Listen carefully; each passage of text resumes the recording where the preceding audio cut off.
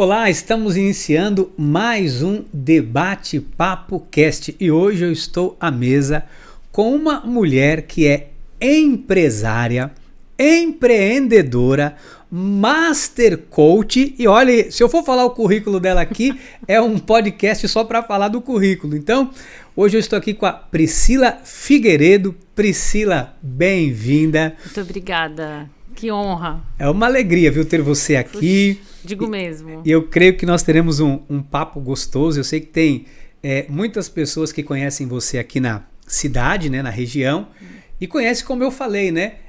A Master Coach, ela é empresária, empreendedora. Eu sei que a gente vai falar um pouquinho também sobre isso. Também, opa. Mas eu queria saber o seguinte: quem é Priscila Figueiredo, a sua história, né? Porque a gente conhece muito, Priscila, as pessoas na cidade, né? A gente transita, passa num comércio e tal, e a gente conhece, às vezes, de forma superficial, né? Eu queria que você falasse um pouquinho de você, da tua história, quem você é, sua trajetória. Você é itanhaense, nascida aqui, onde nasceu. A gente quer saber tudo hoje. Essa tá fácil, um monte de gente já sabe isso já. Puxa, bom, primeiro, obrigada, né? Muito, muito grata e muito lisonjeada de estar aqui nesse lugar, principalmente com você e com, né, representando esse lugar que é tão grato para mim, que eu sou tão feliz. Olha, e assim, obrigada por me dar essa oportunidade. Eu falo assim que lá atrás, quando eu cheguei aqui em Itanhaém, eu não sou itanhaense, eu sou mineira mesmo. Mineira. Sou mineirinha mesmo, eu sou mineira. E eu falo assim, são papéis, né? Todos eles são papéis. A empresária, a empreendedora, a Master Coach, são papéis, né? E aí eu falo muito assim, né? Eu já fui muita coisa em Itanhaém. Eu já fui a mulher do Dr. Jorge, eu já fui a dona do Panela Velha, a Priscila do Panela Velha, aí eu sou do Café Mineiro, aí agora eu sou a coach, né? Aí eu já fui a mãe da Esther, né? Mas são papéis, né? Eu sou lá do interior de Minas Gerais, uma cidade bem pequena chamada Carangola, de uma família muito simples, muito humilde. Eu sou a quarta de 5 filhos, de um casal de Minas Gerais, Esther e Figueiredo, que, assim, eu brinco assim, que eu sou filha de 2 muito doidos, porque minha mãe casou com 17 anos, aos 22 era mãe de 5 filhos. Uau! Exatamente. E fomos criados assim, como Deus preparava, como Deus ajudava, como dava, do jeito que dava. E aí a minha mãe lavava 80 fraldas, que na época não tinha descartável. De pano, né? Era de pano e fazia 20 mamadeiras a um leite de vaca muito gordo. E assim a gente foi indo, conforme dava. E, nossa, passei muitas coisas. Tenho uma vida muito simples, assim, eu falo assim que as pessoas não conseguem imaginar. Eu tenho alguns rótulos, né? As pessoas têm o hábito de rotular umas às outras, né? Nós somos avaliados nos primeiros 3 segundos que a pessoa bate o olho na gente. E aí a pessoa bate o olho na gente e rotula a gente. Porque ela é madame, porque para ela é muito fácil. E não tem a menor ideia qual foi o caminho percorrido. Isso é muito comum, né? As pessoas têm o hábito, às vezes, de é um estereótipo, né? Para alguém, de forma superficial, sem conhecer. E uma vez tomando um café lá, eu e a minha esposa, com você me contou uma história assim que para mim foi muito marcante, Priscila. Não sei se você vai lembrar disso. Sobre a história da tua criação, do teu pai, um período de vocês na igreja. Teu pai era coordenador de igrejas, né? E não sei se você pode falar um pouquinho sobre isso pra gente, porque eu lembro que quando você falou aquilo pra mim, de uma forma muito forte, me marcou muito. Eu sei que tem pessoas nos assistindo agora que de repente vão se identificar até com o que você passou, com o que você vivenciou, né? Se você puder falar um pouquinho disso. Nossa, vai ser uma honra poder trazer à mesa a minha criação e a minha educação, né? Como é um mundo muito distante das pessoas daqui, as pessoas não têm realmente noção, assim. Eu tenho uma criação cristã, né, 100% cristã. Eu nasci num lar cristão, né, os meus pais são de uma igreja cristã, não vem ao caso, não Sim, sei lógico, se não importa falar o nome ou não, e o meu pai era cooperador nessa igreja, meu avô éramos todos. Na minha cidade tem 2 igrejas. Uma o meu avô construiu e a outra o meu pai construiu, Uau. Que por sinal é dentro do quintal da nossa casa. Ainda existe? Ainda existe. A minha mãe mora lá e congregam e tudo lá. A minha família ainda é bem ligada. E assim, eu achava, ainda como criança, muito jovens, crianças acham assim, horrível ir à igreja. Era uma igreja realmente assim, um pouco mais rígida, mais severa. E eu não achava, eu cresci assim achando que era tudo muito legal, porque eu sou pianista graças à igreja, tenho 8 formações em música para que eu realmente pudesse louvar a Deus e eu achava muito bom. E aí, quando eu fiz 12 anos, aconteceu uma situação dentro da minha família. Meu pai cometeu um erro, somos humanos todos, e foi um marco na minha família antes e depois. Né? Quando eu falo assim de rótulos, fomos rotulados e numa cidade minúscula de pequena, muito poucos habitantes, de repente é como se assim meu mundo espiritual desmoronasse, porque eu tinha uma visão espiritual e aí daí 5 anos o meu pai sofreu um acidente e morreu numa morte extremamente trágica. E aí, né, morreu no mesmo dia meu pai e a minha avó. No mesmo acidente? No mesmo acidente de carro. Tava minha mãe e meu avô. Eu sei que no hospital da cidade tinham 6 pessoas da minha família. Então tava o meu, né, Deus levou meu pai e a minha avó. Morreram os 2 na mesma hora. Eu digo que a minha mãe é uma heroína para mim, porque ela enterrou mãe e marido no mesmo dia. Uau! E éramos 5 filhos e meu irmão entrou em estado de choque, estava dando entrada no pronto-socorro.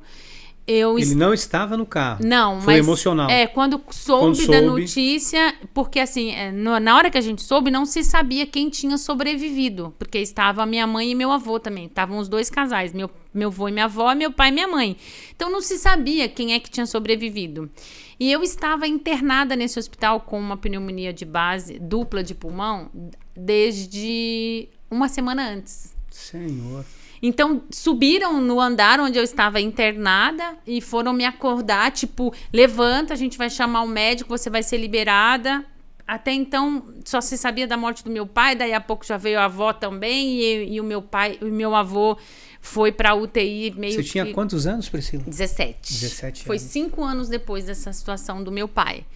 E aí, quando a gente volta dessa situação desse acidente, dessa morte trágica e tal, eu falo assim, eu resolvi brigar com Deus, entendeu? Espiritualmente, porque não foi uma revolta? Não ali, naquele momento, mas o tempo foi passando e aí é como se abriu a porta assim daquele monte de coisa ruim. É como na época lá do Egito, 7 anos de vaca magra, e aí ali começou um divisor de águas na minha vida e eu realmente fui conhecer a vida adulta.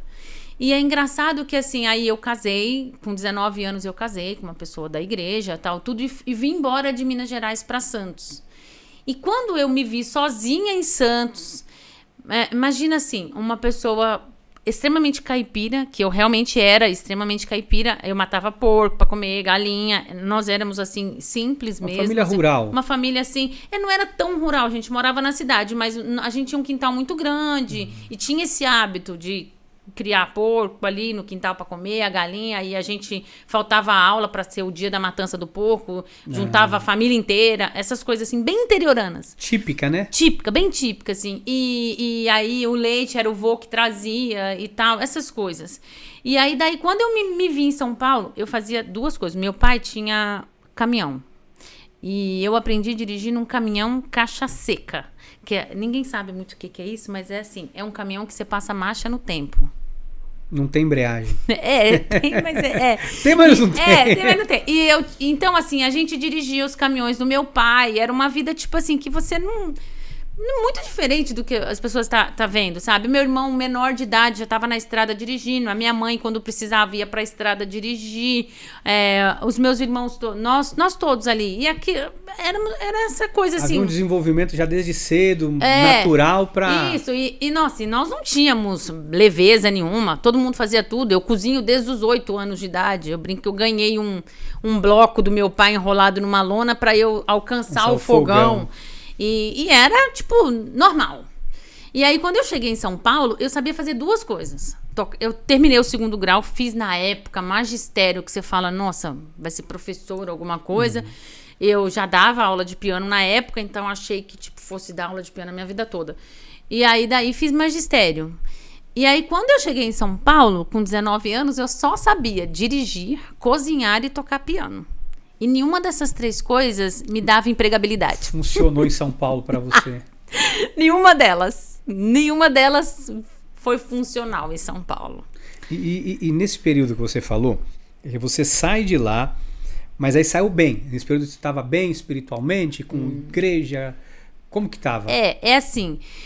A partir do momento em que eu casei e vim embora e tal, eu já vinha meio que assim, vendo muitas coisas na igreja e acontecerem, volto a dizer, coisas humanas, não espirituais. E aí eu deixei de olhar para Deus, para o Espírito Santo, ou para o meu pilar espiritual como sendo uma divindade. E eu passei a olhar como se os homens fossem culpados das coisas que aconteciam comigo. Entendi.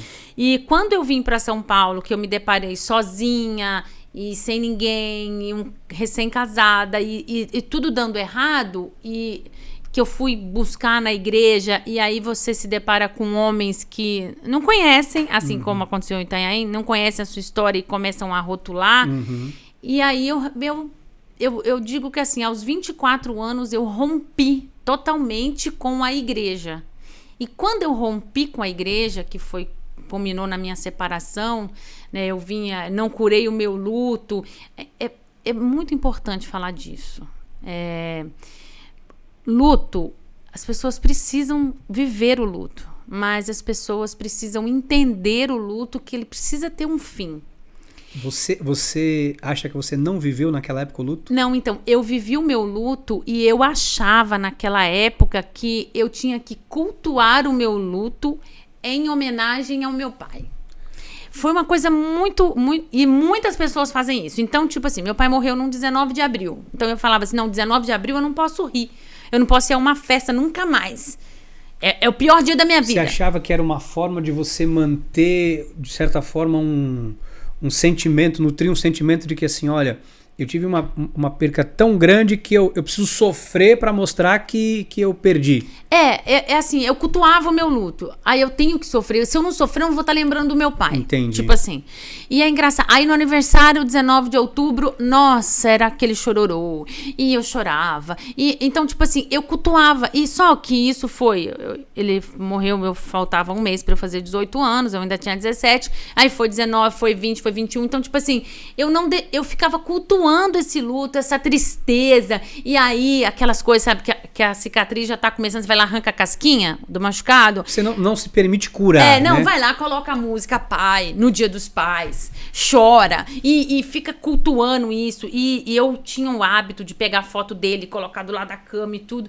E é tipo assim, eu hoje, com o desenvolvimento humano, eu entendi que me faltaram 2 coisas. Primeiro, me faltou gratidão a Deus por eu ter tido um pai que foi pai por 17 anos. Um excelente pai, né? Um excelente pai. Meu pai me ensinou muito sobre espiritualidade. Os meus pais, a minha mãe também, uma grande mulher. Mas assim, eu tive um pai na essência do pai, da paternidade. Meu pai era amoroso, carinhoso, trabalhador, um homem correto, de muito caráter. Ainda hoje, meu pai morreu já faz 26 anos. Eu volto na minha cidade, as pessoas falam, nossa, a filha do Figueiredo. Mais um papel. Uau. Nossa, o Figueiredo, caramba, o pai dela. O meu esposo, quando foi em Minas Gerais, falaram assim, nossa, você tinha que ter conhecido o pai dela, porque o pai dela eu falei, não, então, tipo assim, meu pai deixou um legado Deixou realmente. um legado, né? Meu pai não morreu. Construiu uma história, né? O meu pai, ele já era imortal aos 42 anos, apesar de tão novo. Ele já tinha uma história de vida, criou os irmãos, né? Filho de um pai alcoólatra, era o irmão mais velho, e foi, e, tipo assim, educou, criou os irmãos e tal. Então, meu pai já tinha um legado. Uma história. E ele cuidava das crianças e dos jovens da igreja. E ele era amoroso com todo mundo, ele incentivava a gente, ele ensinava todo mundo a dirigir, todo mundo a fazer. Ele deixou um legado muito grande. Então, assim, ao invés de eu olhar pela gratidão, agradecer a Deus por ter me dado um lar cristão, em primeiro lugar, por ter me dado uma família completa, quer dizer, eu tinha irmãos e tudo. Eu fui olhar só para o sofrimento. Se a gente não aprender a lidar com o luto, a gente enterra a pessoa. Isso. Todos os anos, né? Ou em todas as datas, e a gente acaba se enterrando junto, né? Verdade. A nossa vida.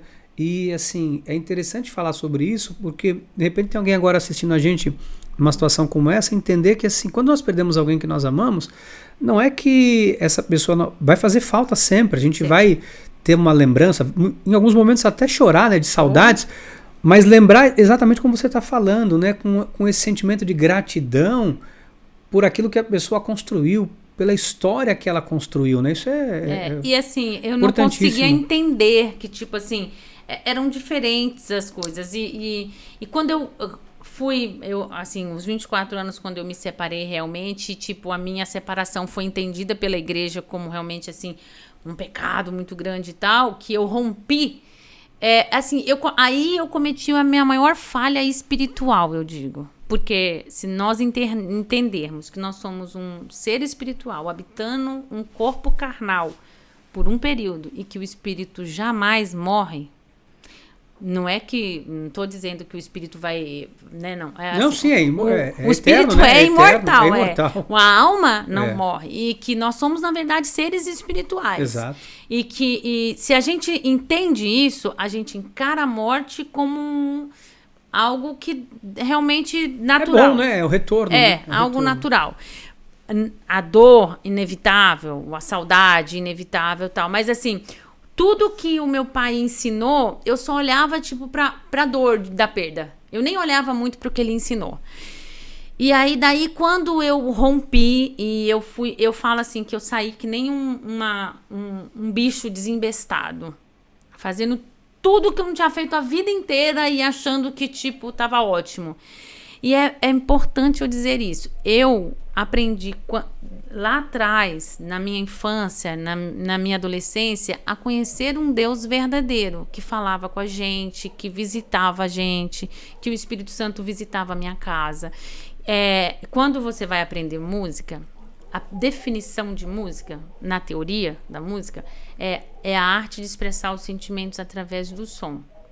Quantas vezes eu sentava no piano, no órgão, e tocava um hino, um louvor, alguma coisa, e eu sentia que eu não estava sozinha. A presença ali de Deus. A presença de Deus. E quantas vezes, em momentos difíceis, de prova, eu era muito magra e eu tinha alguns problemas ósseos, assim. Então, uma vez eu precisei fazer uma prova de piano com os 2 braços engessados. Puseram a tala diferente nos dedos, porque era uma prova que eu fazia no Conservatório Vila Lobos do Rio, e eu não podia perder. Era uma prova que tinha cada 6 meses. Então, eu estudava assim e tal, por causa de uma situação de tendinite que me deu e tal. E eu orava, assim, isso com 12 anos, 13 anos, eu orava e falava, Senhor, me abençoe, eu entrego nas suas mãos, que esse momento seja bom. Como hoje eu reaprendi a fazer, e eu ia. Depois que eu rompi com a igreja, eu rompi com a minha espiritualidade. Ao invés de eu romper com uma placa, um rótulo. Você acha que as pessoas, de certa forma, por te julgar, enfim, eu não sei se você quer falar sobre isso, as pessoas te fizeram romper com a igreja e automaticamente isso fez com que você se desligasse de Deus, né? Desligar de Deus a gente não se desliga, mas como se você abandonasse a sua vida espiritual? Contribuiu? Hoje, com o conhecimento de desenvolvimento humano que eu tenho, eu costumo pregar autorresponsabilidade. Sim. Eu sou responsável Mas pelas na minhas época, escolhas. né? Mas Na época. na época, com a cabeça que eu tinha, sim, eu culpei aos homens pelas atitudes que realmente poderiam ter sido diferentes. Porque é interessante, desculpa te cortar. Muito forte isso, assim. É muito interessante importante você falar isso. sobre isso, sabe por quê, Priscila? Porque isso é um divisor de águas, né? Hoje, uma pessoa que especialista em comportamento humano, hoje com o conhecimento que você tem, você vai obviamente aplicar a autorresponsabilidade, como a gente fala. A culpa do meu fracasso é minha, como também o resultado do meu sucesso foram as minhas escolhas, as decisões que eu tomei. Mas lá atrás, aquela Priscila não tinha isso. Não. Né? Então você se agarrou, essa que é a questão. Naquela época você se agarra ao mal que as pessoas te fizeram e você permitiu que esse mal... Ah, com certeza. É assim, o julgamento, a gente precisa tomar muito cuidado quando a gente julga alguém. E eu fui extremamente julgada por pessoas dentro da igreja. E é engraçado isso, que a gente julga os amigos, a gente julga a família, a gente rotula pessoas, né? E às vezes as pessoas têm uma atitude e ao invés da gente rotular a pessoa, a gente podia só dizer algo daquela atitude, a pessoa evoluir com amor, evidentemente, com respeito, e não faz. Naquele momento, eu rompi dizendo que eu saí por conta dos homens. A culpa foram as pessoas. A culpa foram os homens. E é engraçado... Obviamente hoje, com a mulher que você se torna, você consegue enxergar isso e sabe que, na verdade, poderia ter sido diferente, né? Você poderia ter... Mas você não tinha esse conhecimento. Eu vejo na verdade, a importância... hoje eu vejo que eu não precisava abandonar Deus. Exato. Então, assim, se hoje eu posso dizer uma única coisa para alguém que está assistindo a gente se um homem, uma mulher, uma mãe, um pai, um tio, um marido, um amigo, qualquer um, te traiu, te deixou triste, te rotulou, te fez mal, literalmente te fez mal, porque sim, as pessoas fazem mal a gente em alguns momentos. Rompe com a pessoa, não rompe com Deus. Exato, isso é importantíssimo. Deus não erra com a gente. Exatamente. Deus não erra com a gente. E nenhuma, Ricardo, me permita chamar de Ricardo. Sim, lógico. Nenhuma das vezes em que eu realmente pedi para Deus algo, Deus me negou. Em que é engraçado isso, assim, quando eu brinco assim que quando eu entrei no desenvolvimento humano, quando eu fui para o desenvolvimento humano, eu comecei a fazer as pazes com a minha espiritualidade. O fato de você buscar o conhecimento humano te reconciliou com Deus? Total. Olha que importante. O autoconhecimento me fez entender que o que me faltava era a minha conexão com Deus. Faltava um pilar. Faltava um pilar. E é engraçado isso, que assim, o desenvolvimento humano, ele é como escola, como tudo. Você precisa... Cada etapa você aprende algo novo. E olha pra dentro. Então, tem hoje muita informação, né, Ricardo? Tá liberado hoje informação em tudo que é lugar. Nós somos bombardeados de informação o tempo todo. Só que as pessoas estão pegando aquela informação e... legal. O que aconteceu quando eu fui pro desenvolvimento humano? Eu falei, não, eu vou aplicar. Já que funciona, já que estão dizendo que é assim, eu vou aplicar. E aí, talvez, a minha experiência com a igreja me fez fazer isso. Porque eu fui falar, eu duvido. Eu fui me questionar. O trauma te traz para uma outra realidade. Isso. E que te obriga a buscar um conhecimento que automaticamente, além de te curar, faz com que você consiga hoje curar pessoas, né, através do seu trabalho, mas também faz você começar a enxergar algumas coisas decisões que você não tomaria hoje. Certeza. E fazer escolhas melhores. É assim, eu entendi que, tipo assim, eu preciso me questionar. Então, o que acontece muitas vezes? Os homens presidem as igrejas. E homens são, por natureza, falhos. Todos nós, graças a Deus, sim, né? Somos todos falhos. Então, às vezes alguém escuta uma coisa que foi falta de informação. Né? A Bíblia tem muitas parábolas e cada um a entende de uma forma. E assim... Acontece com todos nós. Você lê a Bíblia hoje, ela faz um sentido para você.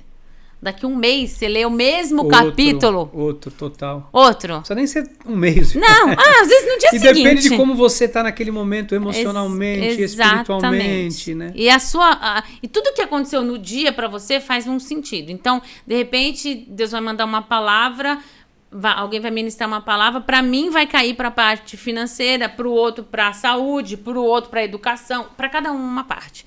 Então, o que eu fui fazer? Eu fui questionar. Se naquela época lá atrás, quando me julgaram ou quando disseram isso não pode, isso é pecado, Deus vai te castigar, Deus vai te provar, porque aí começam a pregar um Deus muito malvado, né? Infelizmente, né? O Deus rancoroso. Infelizmente, né? O Deus rancoroso, que Deus castiga, que não sei o quê.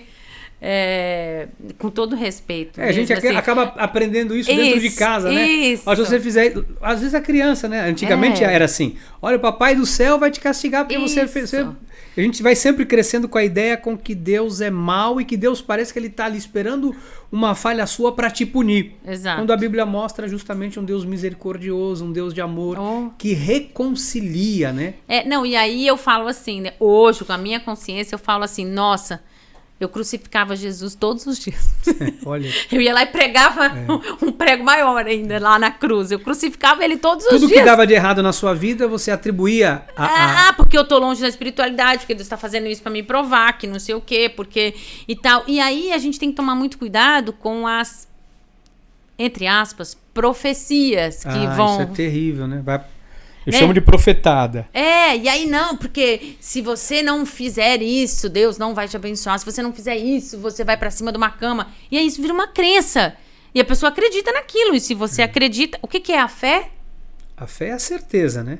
Se você tem certeza que você vai ficar doente... Você vai trazer aquilo pra tua vida, né? Se você tem certeza que você vai sofrer um acidente, que você vai... Que não vai... Nossa, porque aí você não vai conseguir nada mais na vida daqui pra frente. Aí, assim é a fé, não é? Exato. Não precisa nem ser muito grande. Do grão de mostarda, você já sai daqui, vai pra lá, que a montanha vai. Então, tipo assim... E aí, o que eu falo assim? Aí eu fui me questionar. No desenvolvimento humano, eu aprendi a me questionar. Não, amém, assim. Aí eu falo, não, peraí. Mas aí... João 10:10 está escrito, tenho vida e vida em abundância. Mas peraí, deixa eu ir lá ver. Deixa eu ir lá ler o capítulo inteiro. Eu já lia muito a Bíblia quando criança, conheço muitas partes da Bíblia, sempre gostei de ler a Bíblia, aprendi isso com meu pai. O meu pai à noite vinha pro quarto, abria a Bíblia, lia com a gente, explicava, e a gente ria, brincava, falava daquela história e tal. Então, aprendi a história de José, de Davi, de Salomão, toda a cronologia bíblica. E aí eu gostava de ler a Bíblia, e eu continuava lendo a Bíblia, mas aí virava aquele negócio que eu só lia a Bíblia. Eu só lia.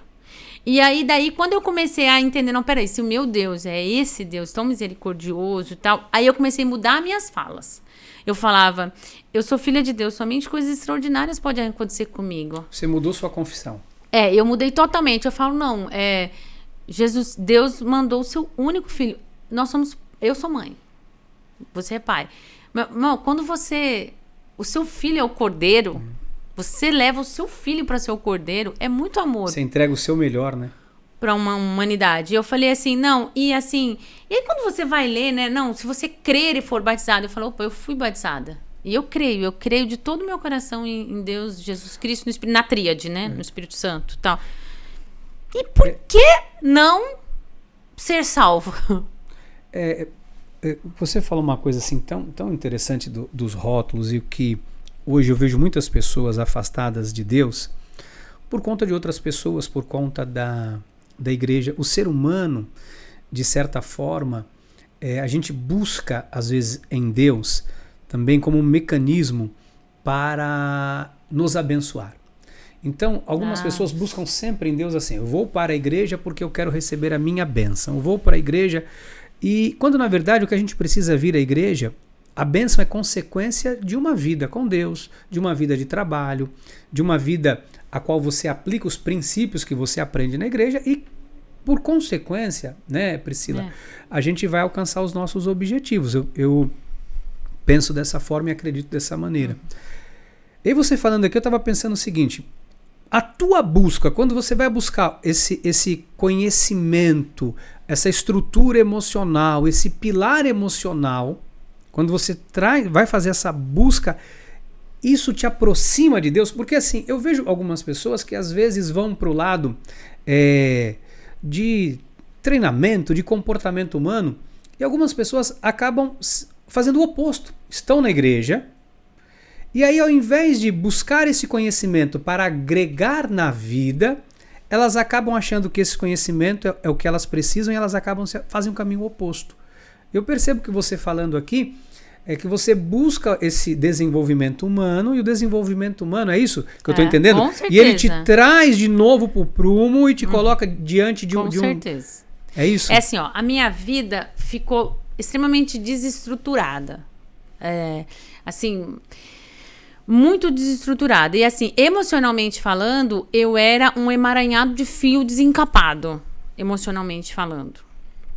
E aí, quando eu entrei no desenvolvimento humano, a minha vida estava toda errada. Eu estava prestes a um segundo divórcio, que eu me casei de novo, e o meu casamento estava muito, muito ruim, ou seja, a minha história se repetia, as coisas ruins da minha vida se repetiam. Eu estava muito ruim, eu estava trabalhando, eu trabalhava mais de 14 horas por dia e eu não via resultado. Era como se tudo que eu ganhasse virasse pó, virasse vento, virasse dívida. Eu não tinha paz em casa, eu não tinha paz em nenhuma área da minha vida. E quando eu entrei no desenvolvimento humano, que eu fiz o meu primeiríssimo treinamento, assim, um treinamento de imersão, que você entra na sexta, vai embora no domingo. Gente, é como se tivesse tirado vendas dos meus olhos. E foi nesse momento que eu falei assim, meu Deus, onde eu estou? Quem sou eu? Eu sempre me achei extremamente corajosa. E aí eu falei, meu Deus, eu vivo com medo. Medo de morrer, medo de alguém morrer, medo de sofrer um acidente, medo. Eu tinha medo de não conseguir criar minha filha. Eu tinha medo de tudo. E as pessoas olhavam pra mim, e a minha postura e tal... Não, eu falava, e aí eu entendi assim, Deus, eu não quero ser guerreira mais, porque o guerreiro, ele volta, né, às vezes lapidado, sem perna, machucado. Todo arrebentado.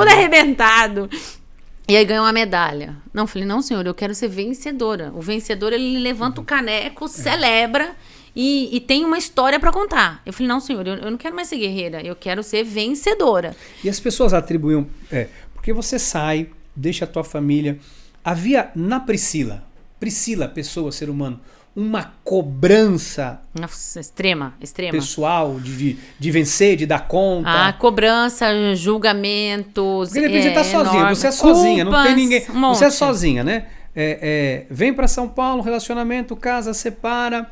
E aí um novo relacionamento. E aí uma cobrança de ter que dar certo. Muita cobrança, muito julgamento e muita culpa. E aí, assim, quando eu vim para o desenvolvimento humano, que eu comecei a entender que eu podia ser melhor e que eu queria ser melhor.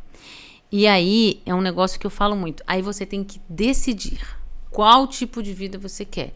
E eu decidi, eu rompi com alguns princípios negativos meus. Eu falei, não, eu rompo com isso. Eu vou romper com isso, eu não quero mais. Então, assim, tinha uma coisa de sair muito, de muita balada. Eu tinha uma competitividade absurda, que eu tava sempre competindo. Até as coisas ruins eu tava competindo. Então, se a gente estivesse aqui conversando, você falasse assim, nossa, tô com a dor aqui nas costas, fala dor nas costas, eu tô com dor nas costas e no joelho. Eu competia nesse nível, até das coisas ruins. Nossa, menino, você não sabe, tô com o dente doendo. E eu que tô com o dente e um canal aberto. Tipo assim, eu tinha Sempre tinha que ter algo, tinha que ganhar algo. Eu tinha que ganhar até nas coisas ruins.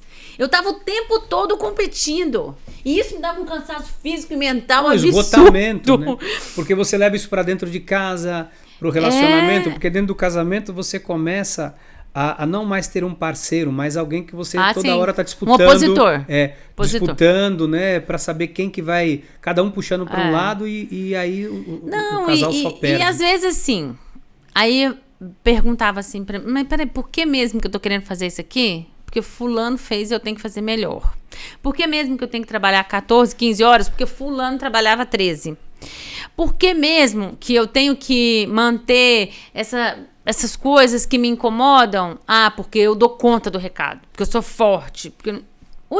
Não, por que mesmo? E aí eu fui abrindo mão das minhas bagagens. Alguém te cobrava isso ou você que se eu cobrava? que me cobrava. Você que se cobrava. Sempre me cobrei muito. Sempre me cobrei. E aí você aumenta a expectativa do outro.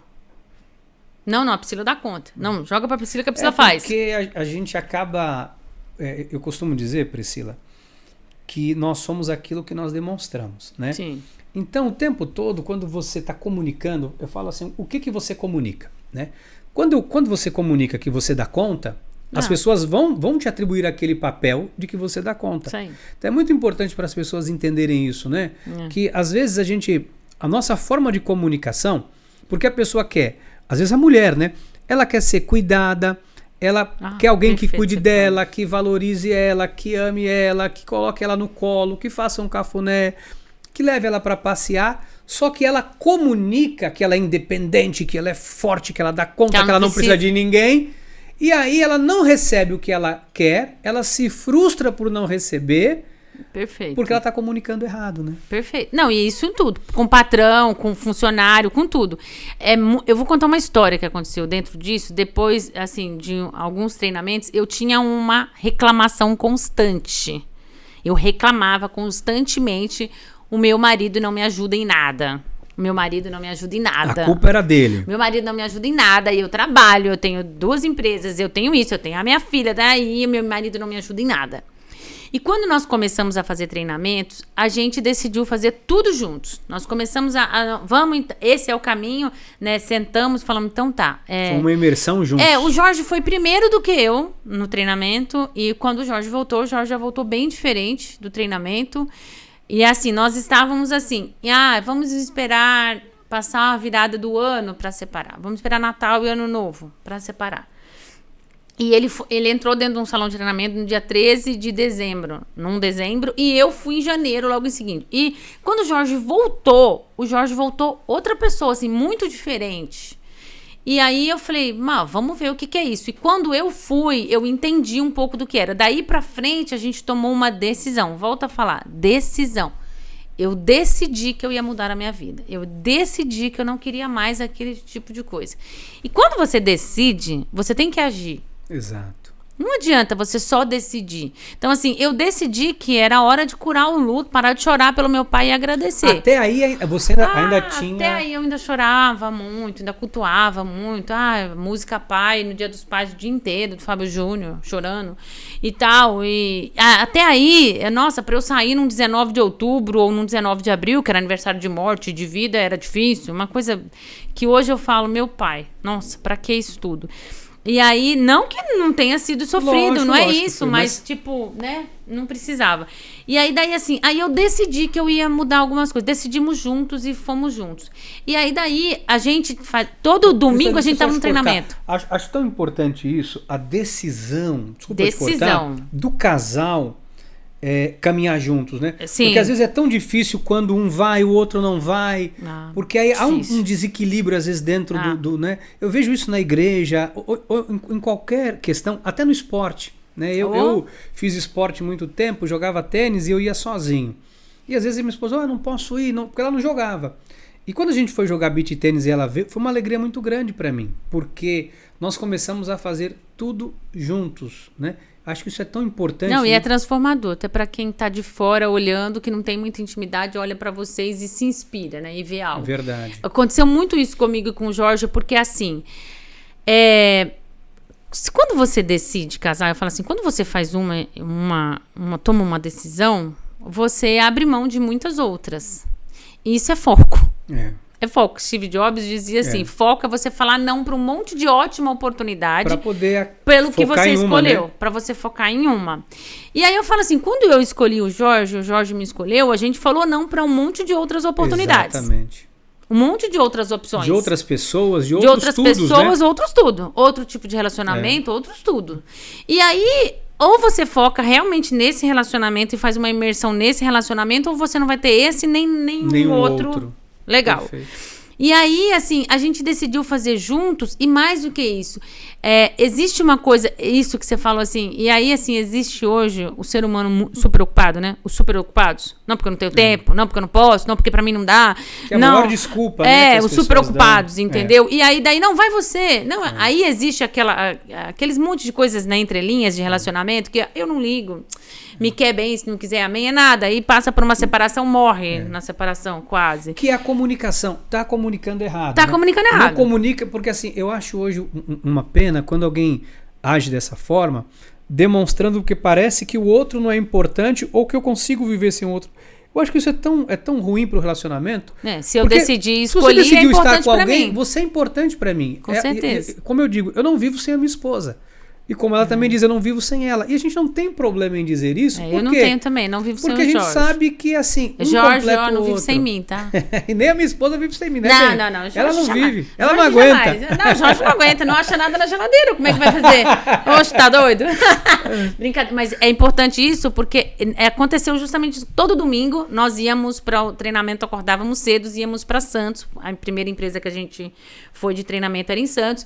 E íamos pro treinamento e eu ficava extremamente estressada e nervosa, porque eu tinha que acordar mais cedo, eu tinha que fazer o café, aí eu tinha que arrumar a cama, porque onde já se viu mulher, dona de casa, sair de casa, deixar a cama bagunçada. E aí, Ricardo, eu tinha uma coisa comigo desde criança, que eu era, assim, tipo toque. A minha cama tinha que ser arrumada assim. Eu tinha que puxar o lençol de baixo, enfiar embaixo da cama, puxar por dentro do estrado. Eu não podia ter cama box, aliás, porque não esticava direito o coisa. Aí, sabe assim, quando você passa o lençol e dobra, ficam as marcas da dobra. O vincozinho. Pois é, eu pegava o ferro e passava. Olha a doença mental da pessoa. Tipo assim, por que isso é tão importante pra você? Bem, né? Ou seja, você quer continuar, você quer trazer mais uma carga pra você. Então, daí eu ia lá, fazia o café da manhã, punha a mesa com xícara, pires, quer dizer, domingo de manhã, só os dois em casa. Vai lá, minha filha, toma um café. Leveza. Não, eu pesava as coisas. Tinha que ser daquele jeito. Perfeito. Mas por que esse padrão? Você criou esse padrão? Não sei, eu tinha esse padrão desde muito nova. E aí, daí, eu tinha que arrumar minha cama assim, e aí eu passava o ferro e depois eu esticava o verão, depois virava e tal. A minha cama dava medo de deitar. E tinha que ser da mesma cor, combinando, da mesma cor, tudo. Nada contra, assim, se é legal pra você, faça, mas faça com leveza. E pra mim pesava. E aí eu ia daqui até Santos, bufando dentro do carro com ele, porque ele ficava assim, caramba, tá atrasada, caramba, vamos logo. E aí, num dia lá do treinamento, numa situação do treinamento, a gente já tava fazendo o practitioner, me parece, num dia do practitioner, ele falou assim, como que eu vou arrumar a cama? Como que eu vou ajudar ela? Tem que ser perfeita, eu não sei arrumar a cama do jeito que ela acha que arruma a cama. Olha só. Então eu não ajudo, como é que eu vou ajudar? Eu não sei fazer aquilo, eu não vou enfiar debaixo da cama e puxar o estrado, olha o meu tamanho. Aí ele fez assim, no meio do treinamento, eu falei, como é que é? Tipo, achei aquilo uma afronta. Aí, entramos no carro, voltamos num domingo, ele falou assim, eu falei assim, não, fala pra mim direito o que é que você falou. Ele falou, amor, todas as vezes que eu arrumo a cama, você passa pelo quarto e fala, aquilo lá é cama arrumada? Aquilo nunca foi cama arrumada. Oprimindo, né? Aquilo não é cama arrumada. E você ia lá e arrumava de novo. Então, o que eu fazia? Eu simplesmente parei de arrumar. Porque não ficava perfeita pra você. Aí eu falei pra ele assim, no carro. Eu falei, então, a partir de hoje, todos os domingos, é você quem vai arrumar a cama. Ele falou, mas eu vou arrumar a cama do meu jeito. Você arruma do seu jeito. Eu arrumo do meu jeito. Você tem que respeitar. Ok? Eu falei, tá, tudo bem. Ricardo, primeiro domingo, levantamos. Eu fui fazer o café, ele arrumou a cama. Mas o que é arrumar a cama para o meu marido? Ó, joga o edredom assim, põe os dois travesseiros lá, pronto, a cama tá arrumada. Oi, não é assim? Não é assim? Eu sempre achei, não é? A minha vida inteira. Eu achei que isso era arrumar a cama. Pois é. Uma descoberta. Não, você fez escola com o Jorge. Uma descoberta agora. Você me fez uma descoberta porque... Tipo, e olha o peito estufado dele. Amor, olha a cama. Mas eu também estaria na mesma situação que ele. Olha que orgulho. Arrumei a cama hoje. Você sabe que eu não arrumo a cama justamente por isso. Aí, ó. Então eu deixo pra minha mulher arrumar. Exatamente. O Jorge fazia a mesma coisa. Aí pensa, Ricardo, que eu passei pelo quarto e eu tinha decidido. Ok? Ok. Então, E quando aí? você decide, você age em direção a quê? Ao que você espera. E aí eu passei, olhei, juro, me deu um estado interno horroroso, uma vontade, um ciricutico de ir lá e arrumar a cama sem falar nada e sem reclamar. Eu olhei e fiz... Que cama bem arrumada, hein, amor? Gostei de ver. Processo da sua cura. Processo de cura. Entrei no carro leve e comecei a rir. E ele falou, você viu? Eu também sei arrumar a cama. Eu falei, vi. Ele todo orgulhoso. Agora eu vi. Como eu ficaria. Você sabe arrumar a cama muito bem. Gente, fomos pro treinamento, voltamos. E a partir de então, só o Jorge arruma a cama aos domingos, até hoje. Olha só. E é muito engraçado que eu levanto e aí hoje, assim, quem faz o café também não sou mais eu. Porque ele fala assim, aí ele começou assim, ó, hoje você vai tomar o melhor café que tem. Mas você acha que isso não chega a ser uma exploração de um marido? Ah, mas imagina, jamais. E aí daí eu falo Corta na vinheta aí, marido explorado. Não, jamais. Aí eu falava assim, então, tipo, aí eu fui entendendo que, tipo, ele não fazia, e olha só que louco, assim, eu gosto de carro. Então, aí eu fui vendo esse meu comportamento e um monte de coisa. Então, hoje, aí só assim, eu falei, só assim, eu gosto de tomar café em xícara e ele em copo. E eu falava assim, mas como assim? Copo americano não se toma café? Ele fala, nossa, o americano é o melhor ainda. Ele fala. Aí eu falava, não pode e tal. Aí eu soltei e falei, amor, toma café do jeito que você quiser. No copo que você quiser. Hoje a gente tem um monte de copos diferentes, né, onde ele toma café. Exato. Não, deixou de ser um problema. Aí ele sabe que eu gosto de xícara, ele põe a xícara e o pires ainda, porque ele sabe que eu gosto. A gente vê, né, como às vezes uma pequena coisa pode gerar a ruptura de uma relação, de um relacionamento, né? De bobeira. E aí é só bobeira. De uma coisa muito pequena, né? Meu, aí eu ia leve pro treinamento e aí eu comecei a curar outras coisas e aí um dia, tudo num processo de cura, foi um processo de cura, assim, eu entrei no desenvolvimento humano, eu estou em constante processo de curas.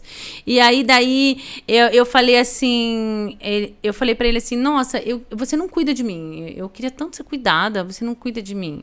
Aí ele falou assim pra mim, mas você não deixa? Eu outro dia queria cuidar do seu carro, você falou, não, pode deixar que eu cuido. Porque você, como eu vivi em família de caminhoneiros e tal, eu escuto um barulho no carro e eu falo, não, tal coisa no carro, não, tal coisa não tá legal. E você acha que você sabe lidar do carro melhor? Você se tornou, Priscila, talvez assim, uma mulher independente. A sua independência, porque você... Não, mas eu era uma independente que só me reclamava, meu filho. Ah, reclamou, né? Porque meu marido não cuida de mim, porque meu marido não faz. Mas independente... Porque minha mãe não liga, porque meu irmão não faz. Mas não soltava a rédea. Não deixava. Exato. Aí ele falava, como que eu vou cuidar de você? Você não deixa. Você não mostra fragilidade, você pode estar com dor, doente. Você fala, se eu falar, tô com fome, você fala, não, pode deixar que eu faço? Não, vamos pedir. O meu marido, ele é assim. Se eu falar assim pra ele hoje, prático. A janta é por sua conta, ele fala, ótimo. Você quer pizza do quê? É prático. É excelente. Quando eu falo assim, não, eu quero janta hoje a janta é por sua conta, mas eu não quero pizza, ele fala, põe uma roupa. Vamos ao restaurante. Vambora. Ele é extremamente prático. Vamos ao Café Mineiro. Vamos a algum lugar. Entendeu? Então, tipo assim, e aí eu ficava nessas picuinhas e tal. E assim, como você comunica, você pensa, você sente, você age, assim você é. E assim, são comportamentos. E isso te leva para todas as áreas da vida. Eu falo assim, se você que tá vendo a gente, não, eu não tenho isso com o meu marido, tudo bem. Então vai lá, pega a pior área da sua vida.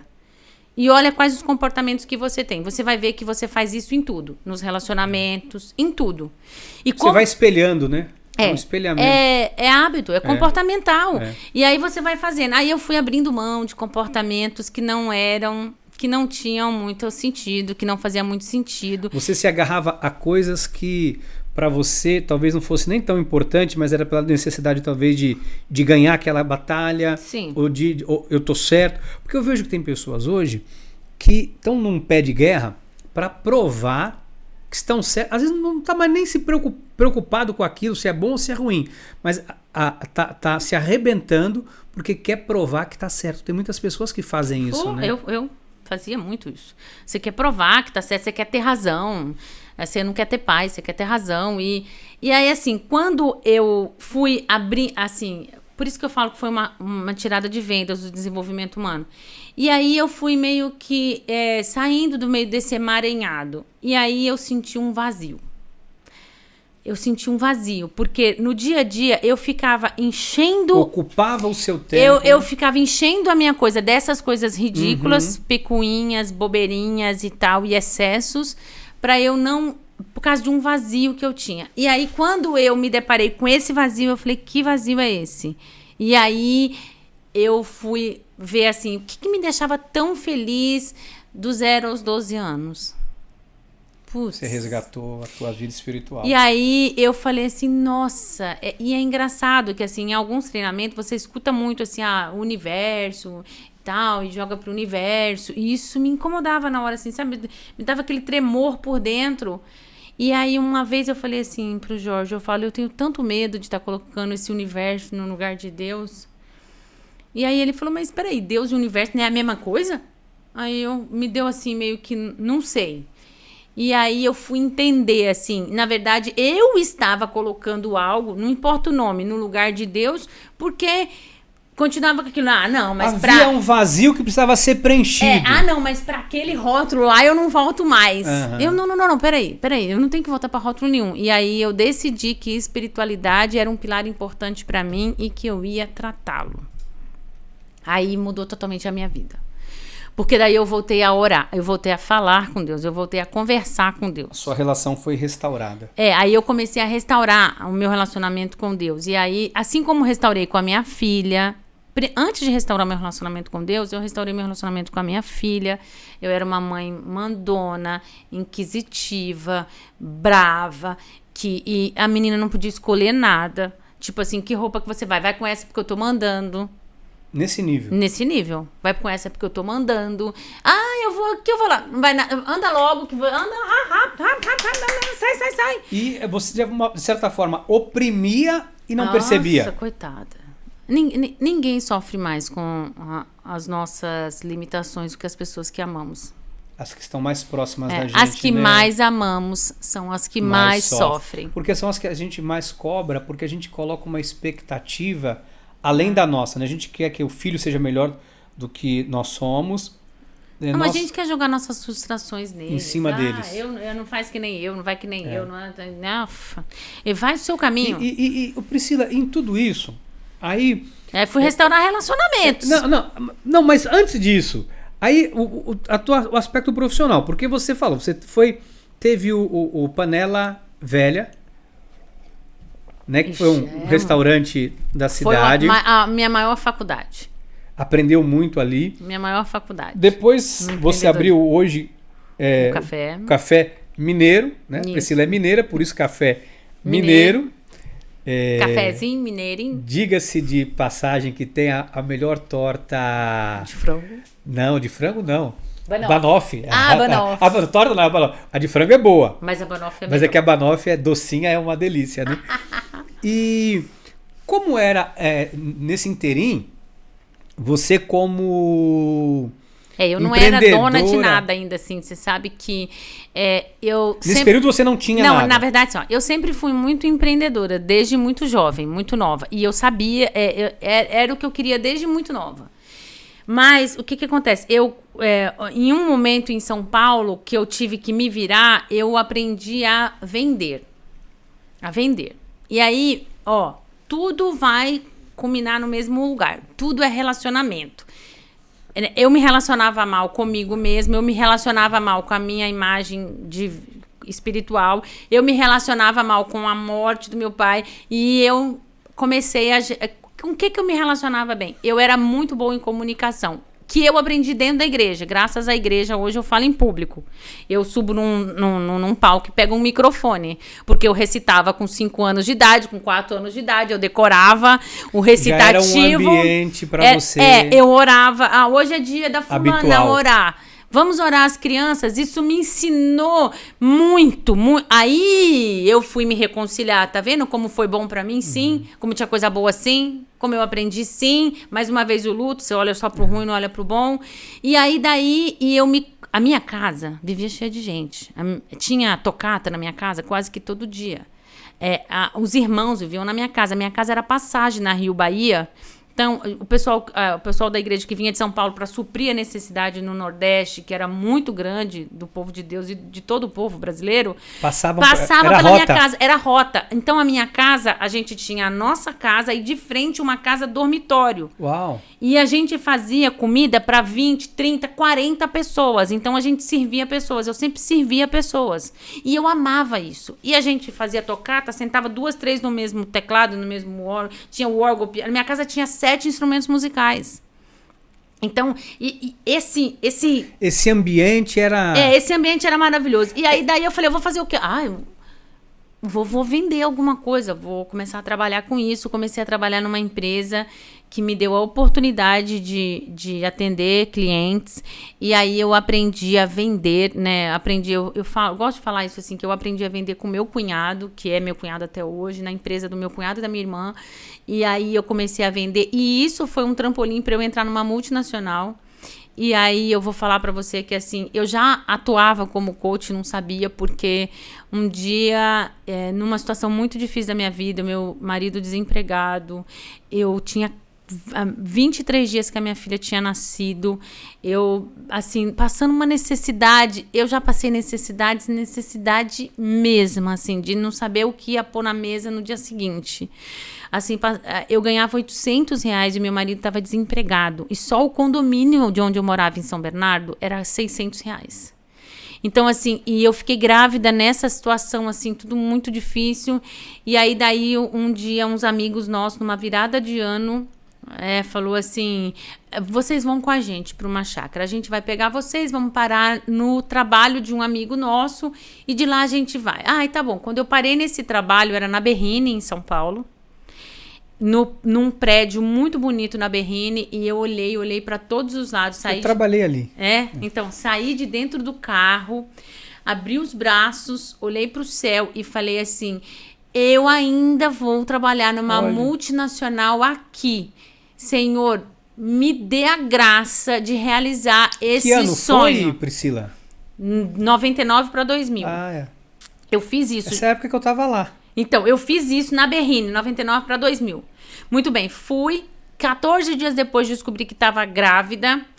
Voltei, tive a minha filha em setembro. Minha filha amanhã faz 22 anos. Olha que E lindo. aí, daí, tive a minha filha. Quando eu tinha 23 dias a minha filha tinha 23 dias de nascida, eu recebi um telefonema de uma pessoa que me conhecia da área de venda, sabia que eu vendia muito bem, amigos nossos e tal, e falou assim, olha, tem uma possibilidade, um lugar que está buscando gente para fazer uma multinacional, para ser vendedor, só que exige faculdade e você não tem. Mas eles precisam de bons vendedores. Eu disse que você é ótima. Você é ótima vendedora. Você se comunica muito bem. Então, eu pedi pelo menos que eles deixassem você passar pelo processo seletivo e eles aceitaram, porque tem 600 pessoas, eles têm 16 vagas e eles só preencheram 8 até hoje, porque não acham pessoas que sabem vender mesmo. Tá bom. Bom, Ricardo, 23 dias de nascido, eu com peito cheio de leite, eu punha um blazer assim em cima. Quando me dá o endereço que eu subo, Luiz Carlos Berrines, 192. Qual empresa era? Alistel. Alistel. Que era, na época ainda era da Embratel, tal, depois a Belsalt. Eu entrei na Belsalt já, que era da AT&T. Gente, quando eu entrei no elevador, no mesmo ano, eu gelei de cima a baixo e falei, Senhor, chegou. Aí é muito importante. Primeiro eu desejei, ok? Sonhei, quis. Depois a oportunidade veio. Chegou. Deus, ou quem quiser dar o nome do que quiser, chegou a oportunidade. O que eu fiz? Agora é comigo. Agora é comigo. E eu comecei a passar pelo processo seletivo e você não tem ideia o tanto que eu foquei nisso, me dediquei e falei, essa vaga é minha, eu tenho tudo para essa vaga. E aí quando falaram, não, tem que ter faculdade, e eu falei assim, eu me comprometo em fazer a faculdade, mas me dê apenas a oportunidade. Oportunidade de trabalho. De trabalho. E aí falou, não, tem umas dinâmicas, você tem que passar na dinâmica. E uma das dinâmicas, você enfiava a mão numa caixa cheia de itens quebrados e você pegava um que você tinha que vender. De 143 pessoas que participaram, eu fui a primeira a passar e a única sem faculdade. Porque naquele momento eu agarrei isso como sendo assim, é isso pra mim. Foi Deus que me deu isso aqui de presente e eu jamais vou decepcioná-lo. E eu fiz com maestria aquela venda, eu fiz com pausa direitinho e fui aprovada. No meu treinamento de 40 dias de venda, eu bati primeiro lugar da equipe. Olha só. E aí, eu entrei nessa multinacional, a minha vida profissional começou a mudar, aí eu comecei a fazer cursos, eu fiz o meu primeiro atendimento de coach com um americano, pela Belsalt, lá em 2001, Já se falava em 2001 de coach? Só nas empresas americanas. Olha só. As empresas americanas... É um conceito americano, É um conceito americano. E aí, daí, eu fiz o processo lá, passei pelo processo, porque quem atendia, assim, com... 30 e poucos dias, depois que eu saí do treinamento, com 30 e poucos dias eu já fui de vender, você começava como sênior, A, B, C e tal, eu já fui atender contas maiores, 6 meses depois eu já estava atendendo contas grandes. E a faculdade? Não precisei, não dava pra fazer, você ficava mais viajando do que tudo. E aí, daí... Bom, tinha 2.000 vendedores no Brasil, eu era a terceira do Brasil, a primeira do estado de São Paulo. Então, assim, tipo, e aí eu fui trabalhar mesmo de verdade, fui dar o meu melhor e eu nunca deixei, assim, tipo assim, primeira vez que eu entrei no escritório do gerente, porque, tipo assim, o RH te contrata, manda você pro gerente. O gerente olhou pra mim e falou assim, quem mandou essa caipira aqui? Brigou com o RH e na minha frente ele falou isso. Pelo amor de Deus, por tudo. Crente, saia no pé, cabelo sem cortar sem maquiagem. Eu ainda era você ainda eu tinha 22, a minha filha tinha nascido. Eu ainda estava. E aí ela fez assim, que isso? Eu virei pra ele e fiz assim, o senhor espere. Que eu vou mostrar pro senhor o que essa caipira pode fazer. Quando passou, acho que uns 60 dias, ele fez... Gente, pelo amor de Deus, me manda mais umas meninas que nem ela. De onde você veio? Então, tipo, de onde você veio tem mais? Vai ficar segurando o rótulo? Não, eu não pego esse rótulo. Eu não sou uma caipira, não. Eu vim aqui porque eu preciso, eu tenho uma filha para sustentar. E ficaram bravíssimos porque me contrataram no meio do meu período de experiência, de licença maternidade. A minha filha não tinha 4 meses ainda. E eu falei, não. E dia 4 de janeiro de 2001, a minha filha... estava fazendo aí 4, 5 meses e eu estava fazendo a minha primeira viagem pela empresa, indo para outra cidade, e aí a minha vida deu uma mudada e tal, e eu tinha dito para mim assim, eu vou ainda voltar para uma cidade menor, sair dessa doideira de São Paulo, ter o meu próprio negócio e tal. O que eu aprendi muito nessa empresa? Vender, marketing, eu fazia muita coisa de marketing, divulgação e venda. Eu fiquei excelente nisso. Expert no assunto. Aí, né, me separei, conheci o Jorge, rompi 100% com a igreja e tal, e vim... Aí começou a mudar a forma de se arrumar. Mudei totalmente. Aí quando foi em 2008, me casei com o Jorge e vim para Itanhaém. Eu estava nessa empresa desde 2000. E aí pedi demissão, rescindi e tal, tudo. O meu gerente falava assim pra mim, eu não vou nem assinar sua carteira, que daqui uma semana você vai desistir e vai voltar. E eu falei, não, eu já decidi, eu estou indo embora. E aí eu cheguei em Itanhaém, tipo... Em 2008? 2008, assim, tipo, abri mão da minha empresa, do emprego que eu tinha. O que eu vou fazer em Itanhaém? Que era um bom emprego, muito bem estruturada e tal. O que eu vou fazer em Itanhaém? Aí pulei um pouquinho ali e tal e montei o Panela Velha em 2009. Montei juntos, eu e meu cunhado, em 2009. Nossa, mãe, e aí começou a minha faculdade de verdade. Aí foi outra experiência, né? Começou a minha faculdade de verdade. Aí eu fui ver que, aí eu prego isso para os meus coaches hoje, assim. Decidiu, faz um planejamento, vai estudar um plano de negócio, vai fazer um Canvas, vai fazer um Sebrae, vai fazer um Empretec, vai fazer um coach, vai fazer um processo de coach, vai fazer alguma coisa, porque eu era tão ignorante que eu achava que, tipo, não... Eu sei vender. Abrir vai dar certo. Abrir vai dar certo. E aí não deu, em absoluto não deu. E em 2012 eu ainda não tinha fechado quando eu comecei a fazer desenvolvimento humano. Eu fui para o desenvolvimento humano porque eu entendi que eu não conseguia administrar, eu tinha uma dificuldade tremenda de recursos humanos. De mandar, ou eu era muito brava com meus funcionários, ou eu era mãe, ou eu era carrasca. Ou eu era mãe, ou eu era carrasca. Não tinha um meio termo. Entendeu? Ou eu carregava no colo, ou eu era louca de gritar, louca. E aí, daí eu falei, não, eu preciso aprender, não dá. Eu vou ficar assim até quando? Aí eu fui estudar. Daí eu fui fazer minha faculdade de administração, aí eu fui fazer vários cursos, virei a rata do Sebrae. Olha que interessante, né? Com quantos anos você foi fazer faculdade? 30. Então, nunca é tarde, né? Às vezes a pessoa acha que Jamais. passou... tô com 20 e poucos anos, passou o tempo para mim. Não é verdade, né? Não passa. O que passa é quando você realmente não sabe para onde você está indo, então qualquer lugar serve. Qualquer lugar serve. Esses dias eu vi uma frase interessante, que a pessoa não adianta ela ter velocidade se ela não tem foco, né? Não. 200 km por hora em direção a um muro, só vai se arrebentar. Né? Vai matar mais rápido. Tem pessoas que às vezes quer abrir logo o negócio, porque a ansiedade de abrir logo, de ganhar dinheiro, mas ele não se prepara. Né? Como você falou, você não se preparou para aquilo. E aí vem os problemas. Eu vejo isso muito que acontece com as pessoas, e aí elas começam a autorresponsabilidade por falta dela, aí vão culpar a Deus, vão culpar os funcionários, vão culpar a cidade. Quando eu vim para Itanhaém, eu vim para Itanhaém, também venho de São Paulo, minha vida toda empresarial, trabalhando, né? Gerenciando empresas em São Paulo, depois fui para o ABC Paulista. E quando eu vim para Itanhaém, eu cheguei aqui também, eu via muitas pessoas falando isso, Itanhaém não tem trabalho, Itanhaém não tem trabalho. E às vezes a gente acaba culpando muito a cidade, né? Quando a gente não se prepara para o trabalho que às vezes, ou a oportunidade que a cidade vai gerar para você, se você estiver preparado. Eu acho que a preparação ela é fundamental. E assim, em todas as áreas, entendeu? Você vai casar, se prepare para casar. Quantas pessoas casam sem ter uma conversa franca antes, olho no olho? Como nós vamos decidir lidar com dinheiro?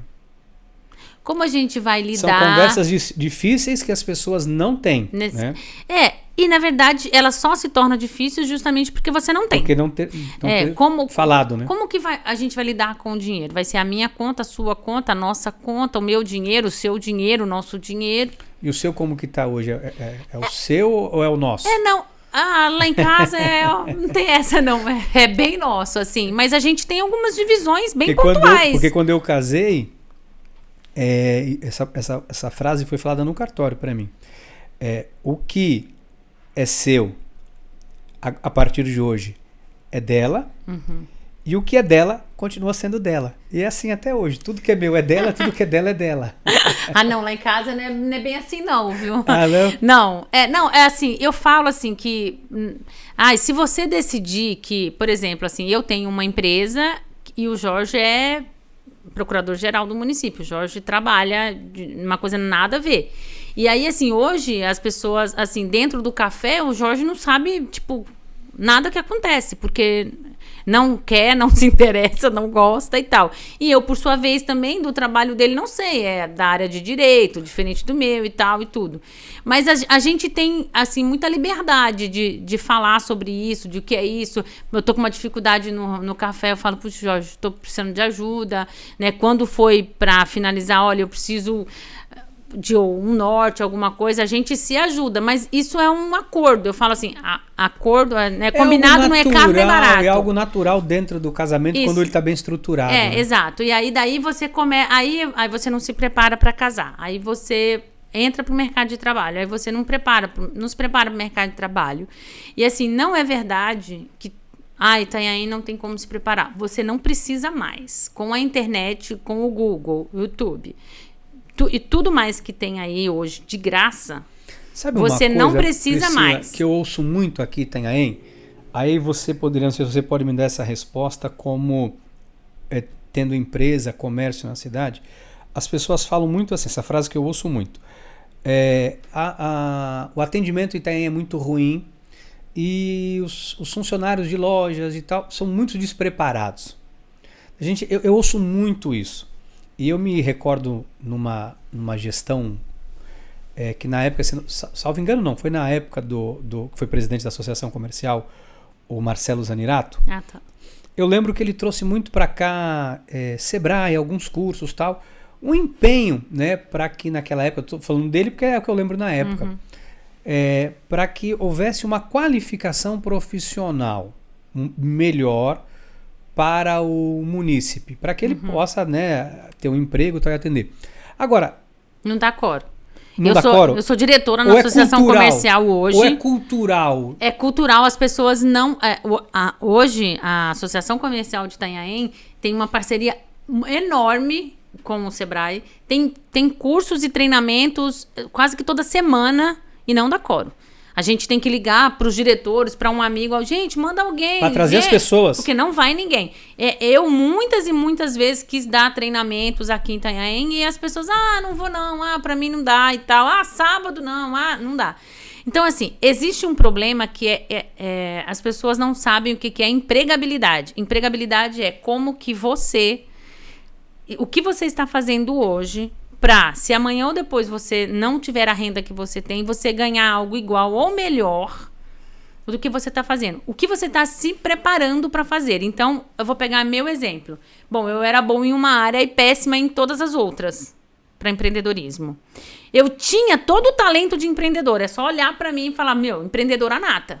E as pessoas já falam, você tem que fazer alguma coisa. E empurra, mas se você não está preparado, é um tiro no pé. Eu tinha todo o talento, eu tinha toda a genética, porque minha mãe é empreendedora, meu pai é empreendedor, tudo muito forte, mas eu realmente não tinha nenhum preparo. Quando eu me deparei com tudo que eu vi, assim, em um lapso de sanidade, eu abri mão da minha arrogância, da minha vaidade, da minha prepotência e disse uma coisa libertadora. Eu não sei. Isso é importantíssimo. Não sei. Não, mas isso é importante falar, sabe por quê? Porque eu sempre tive essa consciência, eu tenho a minha esposa, tá ali linda, maravilhosa. Linda, linda, linda. E ela sempre, assim, eu sempre falei isso para ela. Eu vejo que ela é excelente em quase tudo que ela faz. Não em tudo, senão ela vai também, né? Em tudo, certeza. E tem muitas coisas que eu não tenho que eu vejo nela. Então, algumas coisas de planejamento, ela é muito excelente nisso. Então, para fazer um planejamento, para fazer, montar uma estratégia e tal. Então, essas coisas eu terceirizo para ela. Porque eu sou um pouco desorganizado nesse sentido. Eu sou mais no improviso. Falou né? um pouco, eu vou mais no improviso. E ela não, ela é muito didática. Ela segue, se ela tiver um roteiro, ela segue aquele roteiro certinho. Se eu puder, não, vamos pular isso aqui. Não. Ela é organizada nesse sentido. Perfil comportamental, estamos falando de perfil comportamental. Exatamente. Total. Então, ela, nesse aspecto, ela me completa. E eu deixo muitas coisas hoje dentro do nosso relacionamento, do nosso status familiar, como também ministerial dentro da igreja, a cargo dela e ela consegue direcionar e aí eu entro aonde eu posso entrar, né? Fortalezas e fraquezas, né? Isso é importante, né? Dentro de um relacionamento e tal. E no âmbito profissional... E para escolher também, né? Eu não vou escolher uma coisa que eu precise planejar muito, porque Exatamente. Primeiro que eu nem gosto, não dá. Pode me dar rios de dinheiro, mas eu vou ser um rico muito infeliz. É o que você vai ver em termos de profissões, né? Pessoas que estão E aí isso trazendo para nossa realidade, assim, é muito difícil. Hoje a gente tem, pelos dois lados, assim, como empresária e empreendedora e mesmo dando treinamentos e como diretora da Associação Comercial, em todas as áreas eu vejo, assim... uma debilidade, não é só em Itanhaém, isso não é em Itanhaém, é no Brasil, é no mundo. Eu atendo umas pessoas, né? Eu tenho um trabalho com pessoas que trabalham com máquina de salgado, né? Tenho uma parceria com a empresa de máquina de salgado e atendo salgadeiros do mundo inteiro. Essa semana eu falei com um salgadeiro, um cara que tem uma empresa enorme na Austrália de salgados. Ele vende para mercado, vende em todos os estados da Austrália. E ele disse assim, Priscila, a gente não tem mão de obra. Então, não é só no Brasil. É uma escassez mundial. Não é uma escassez mundial. Porém, aquelas pessoas que se dedicam, que elas têm sucesso. Veja...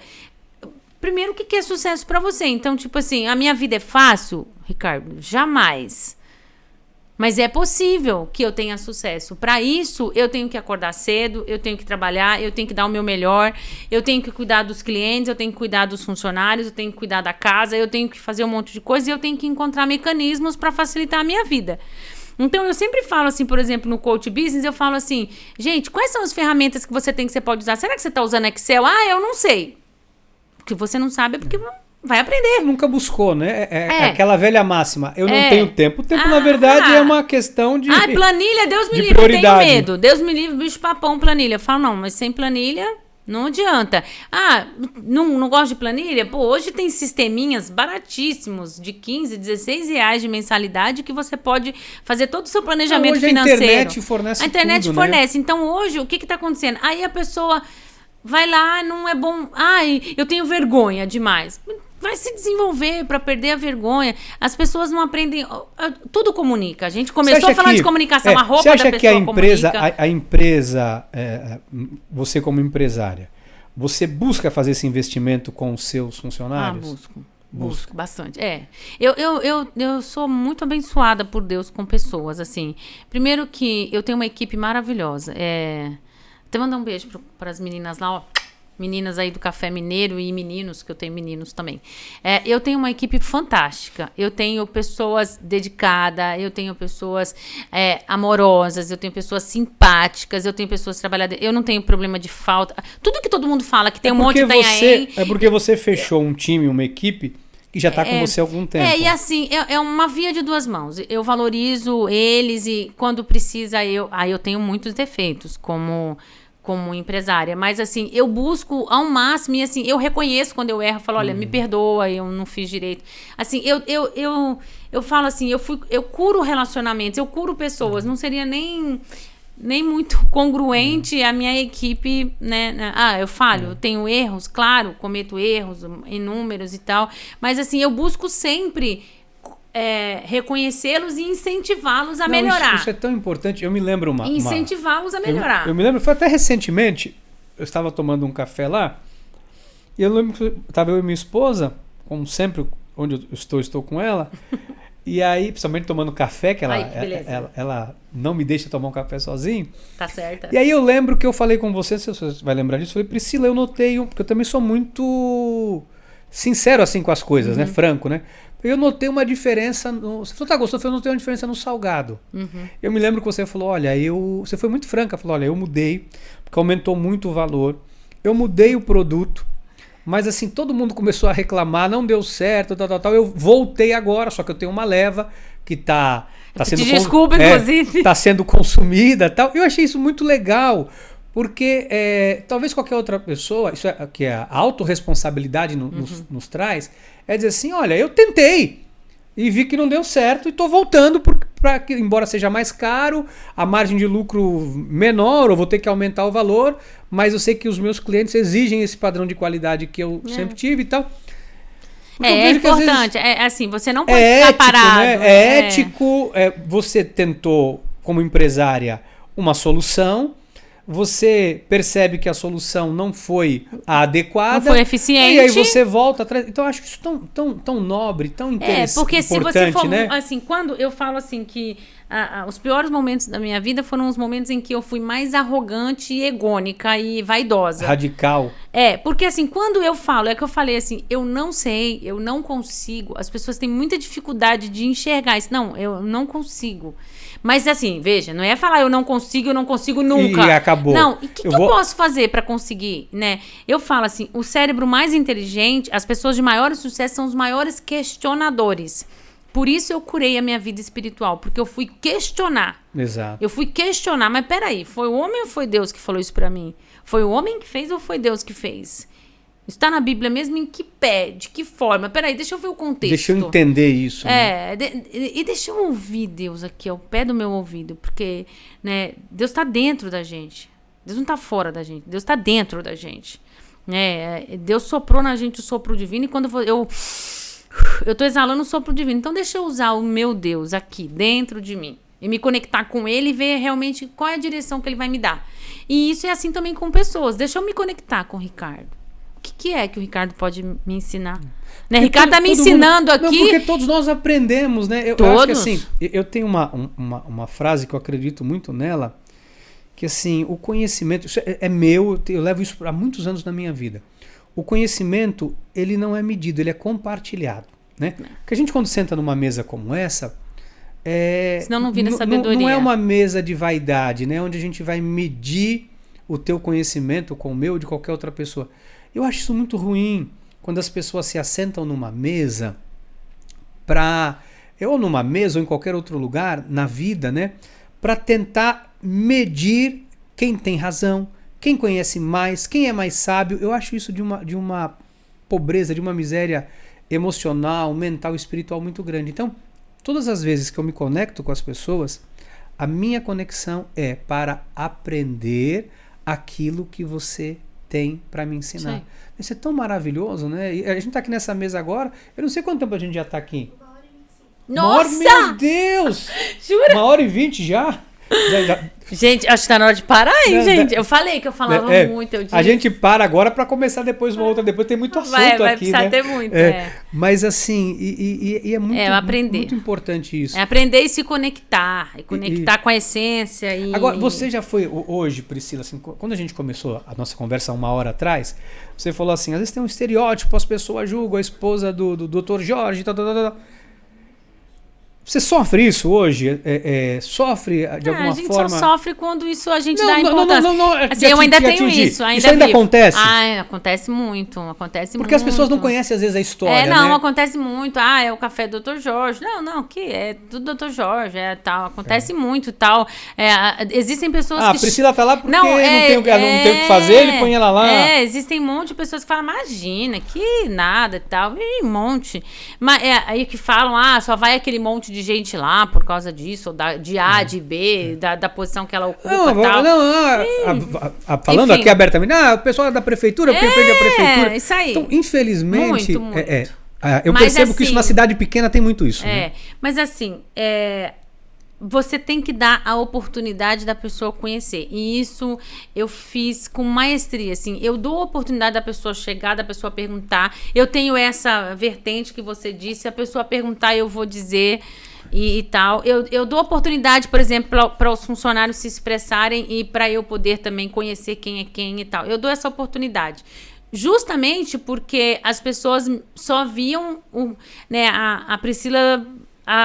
O lado de fora, ninguém quis conhecer. Bem arrumada, tá ali trabalhando, empreendendo. Porque às vezes não sabe nem... Né, a essência da Priscila ninguém quis muito ver. Né, e talvez não saiba nem... Porque assim... Aí eu falei, esse erro eu não posso cometer. Você tem uma porta aberta e muitas vezes a pessoa, como todos os comércios aqui da cidade, ninguém sabe se a pessoa tá passando um momento delicado profissional, né? Como que estão os ajustes de contas, porque a gente vai no mercado, tudo está muito caro, e se você aumenta, a pessoa deixa por causa de R$1, ela não vai mais tomar o teu café, ela deixa, não porque ela também não queira, às vezes também porque o momento dela não é dos melhores, então assim, às vezes a pessoa não imagina, né? Eu queria que a gente encerrasse você falando um pouquinho disso, como empreendedora, né? As dificuldades e assim... Se é fácil, não é fácil. Fala um pouquinho, resumindo, para a gente poder... Empreender é se desafiar todos os dias. Então, assim, em Itanhaém, muito mais. É muito difícil. Você tem a situação da cultura, da ausência de mão de obra especializada, pessoas realmente dispostas a aprender e tal. Não são todos, também não dá para rotular. A gente tem pessoas que estão aí se desenvolvendo e que se destacam. Tem melhorado muito isso, inclusive. A gente tem uma dificuldade de fornecimento, de preço, de tudo. E a gente tem a pós-pandemia para recuperar. Então, é assim, eu sou grata a Deus e a tudo que envolve isso, as pessoas que estão à minha volta, os fornecedores, tudo, a mim mesma e tal, porque nós sobrevivemos a uma pandemia.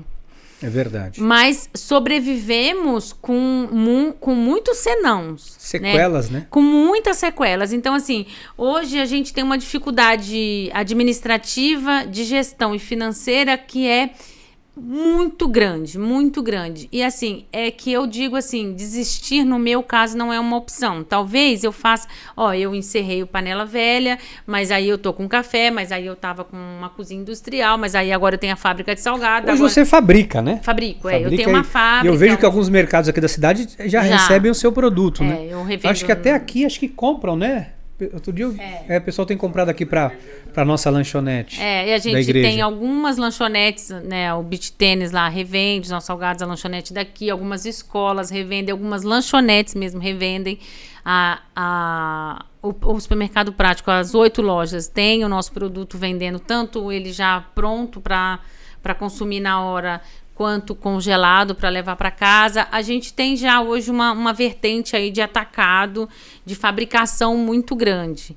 E aí a gente volta para Itanhaém, né? Aí tem gente que fala, não, eu vou comprar de um cara lá de São Paulo porque é dela, porque é daqui. Eu sofro Existe isso? Muito. Muito. Recentemente. Porque a pessoa não quer que você desenvolva. Não, recentemente eu visitei um comércio que estava com. Né, pedi para a pessoa responsável lá da minha empresa, da fábrica, visitar um comércio, a pessoa aprovou, gostou da amostra, falou perfeito, gostou do preço, gostou de tudo. Quando descobriu que era meu, falou: não, mas aí não. Não, é concorrente. Então é uma cultura que as pessoas precisam. É uma pena evoluir, isso, porque né? assim, a gente precisa fomentar dinheiro na nossa cidade. Crescer o comércio local, né? Eu falo assim, pobreza se combate com riqueza. Se combate com riqueza, não se combate com mau humor, com briga, nada. Então, tipo assim, se você vai comprar uma roupa, você vai comprar fora. Se você, quando você tem um dinheirinho melhor, você vai buscar fora. Aí você vai buscar num lugar que não é daqui. Você sabe que eu valorizo muito o comércio local, Aí sabe? você não ajuda, tem que ajudar. Eu valorizo muito. A minha esposa tem uma máxima também que ela fala assim, ela pratica isso na vida dela. Ela tem o hábito de abençoar as pessoas da igreja. Se alguém vende um produto, eu sempre vejo ela. Eu também tenho isso. Ela compra. Se alguém da cidade empreende alguma coisa, ela vai lá e ela ajuda.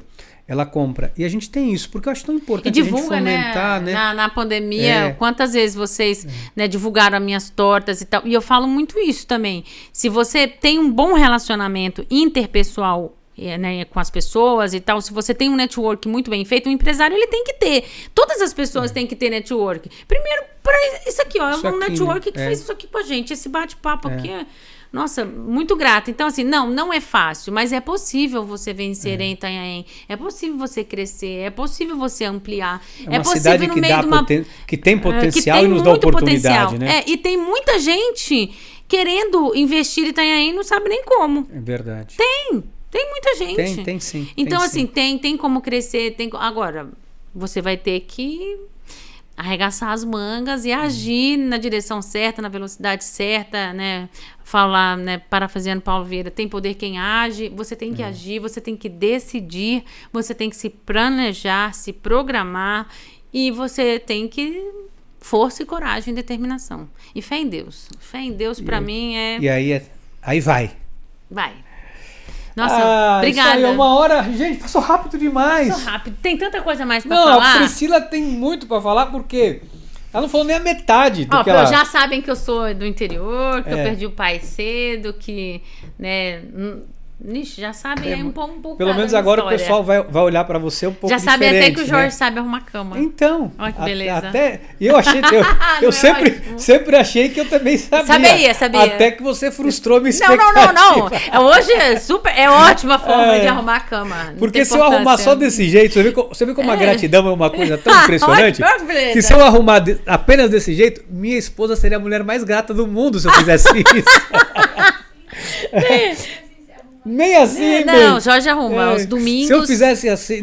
Eu também super arrumo. Bem arrumado, super eu bem também arrumado. Arrumo. Uma vez por mês eu dou um suporte lá pra ela. Não, e aí eu falo assim, né? Quando você aprende a falar, eu não sei, eu não consigo, eu não quero, você aprende também, eu quero. Falar, amor, hoje eu queria não fazer nada. É o poder da comunicação. É o poder da comunicação, o poder da troca mesmo, né?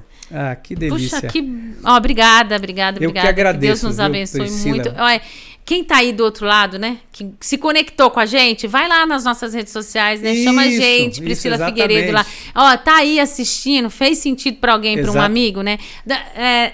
Não vira sabedoria se a gente não compartilhar. É verdade. Salomão foi o homem mais sábio do mundo, né? E ele compartilhou toda a sabedoria dele. E ele compartilhou, tá lá, 31 capítulos de provérbios, tudo ensinando compartilhado. O que realmente mudou a vida dele, que tá aí há 2.000 anos aí, ensinando a mais de 2, né? Provérbios mais de 2. Então, assim, compartilha, né? É verdade. Compartilha esse conhecimento com alguém. Curte, dá o joinha aí, dá o joinha. O joinha é importante. A gente tem muitas pessoas visualizando a página e acabam não seguindo. Acho que assiste. Então, segue a página, dá um joinha que é importante pro canal. Assina o sininho lá pro próximo quarta-feira, ver o próximo. É isso aí. Não, chama a Priscila de novo, vem Priscila de novo, né? Vambora. Queria aproveitar para agradecer a Petra, construtora imobiliária, pelo patrocínio, a WSNet pela internet, que você está conseguindo assistir esse podcast agora. A internet aqui, WSNet, a melhor internet da nossa região. Então, obrigado aos patrocinadores e é isso, Priscila. Olha, obrigada. Minha gratidão. Amém. Muito obrigado por compartilhar, né, a sua vida, sua história e o seu tempo aqui com a gente. Tem mais coisa ainda. Obrigada. E teremos outros, com certeza. Mesmo. Obrigada. É uma honra estar aqui nesse lugar. E estaremos juntos semana que vem no nosso próximo debate-papo. Muito bom.